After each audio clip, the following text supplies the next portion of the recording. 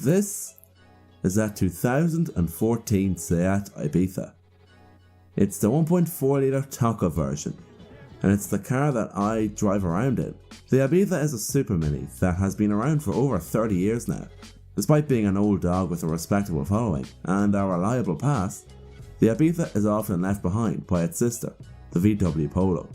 The Ibiza that I'm reviewing is the Mark IV, which was around between 2008 to 2017, which is a very long run. Over the years, the Ibiza got some major changes, such as new headlights in 2012, as well as some new engines and improvements to the infotainment system. Despite this generation being a decade old, I feel that the Ibiza has aged extremely well. Compared to its Polo and Fabia counterparts, the Ibiza stands out and takes the gold for the prettiest flower in the garden. It seems here like Seat put a little effort into the car's design, unlike with the Polo, where it just looks like a box with wheels. The good looks don't just end on the outside either. The interior of the Ibiza is very decluttered, as most of the buttons are either on the door or in front of the gear stick. The only button that remains on the dashboard are ones related to the car's infotainment system. My only gripe is the cheap looking touchscreen system, which seems to have been some sort of an afterthought.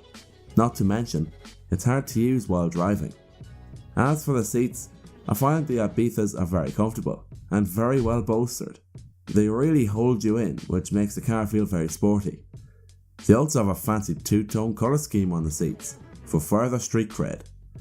Although they fold down, they don't fold flat whatsoever. As you can see from the boot, they do increase space, but you can imagine moving large flat pieces like a bike, wood, or a large TV will be very difficult. As for the boot, it's very practical. However, it's shaped very oddly, which isn't that much of an issue until you put large objects like golf clubs in the boot. Fitting 2, even 3 golf clubs is doable. However, you will need 1 or more of the seats to be folded down. As for the driving experience, the Ibiza is very easy and fun to drive. Its steering is light in car parks or tight spaces, but when up to speed and on a good road, it's very firm and confidence inspiring. The ride is the perfect blend of sporty fun and daily driving, perfect for driving on under average roads in the west, and good on nice exciting B roads. The gearbox is also very easy to operate.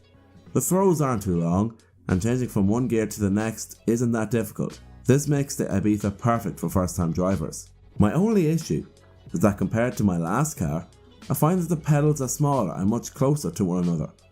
Although this is perfect for pulling off a good heel and toe, this can be problematic if your footwear isn't driver friendly. The engine in the Ibiza that I'm driving is the 1.4 litre 4-cylinder with 85 brake horsepower. Sure, 85 brake horsepower won't set your pants on fire, but it's very efficient, smooth, and it has the power when it's needed. If you're a first time driver or someone on your policy is, then the 1.4 litre is a must, as it has plenty of power and it's very insurance friendly compared to the 3-cylinder turbo cars or the 1.2 litre turbo which replaced the 1.4 litre engine in 2016. Finally, the best part about the Ibiza is the price. Currently an Ibiza with the same engine, age, trim level and similar mileage as the one being tested can be had for under 7 grand. Meanwhile, a VW Polo equivalent will set you back over 8,000, and that's for the slower 1.2 litre version, as the 1.4 litre engine wasn't available in the Polo. It also won't be as well equipped, nor as pretty, and nor as fun to drive. So, should you buy a 4-year-old Ibiza? Yes. Why not? You're getting everything from a Polo but with a little extra spice, and at a lower price. You really can't go wrong. So if you just bought a Polo, all I can say to you is, oops.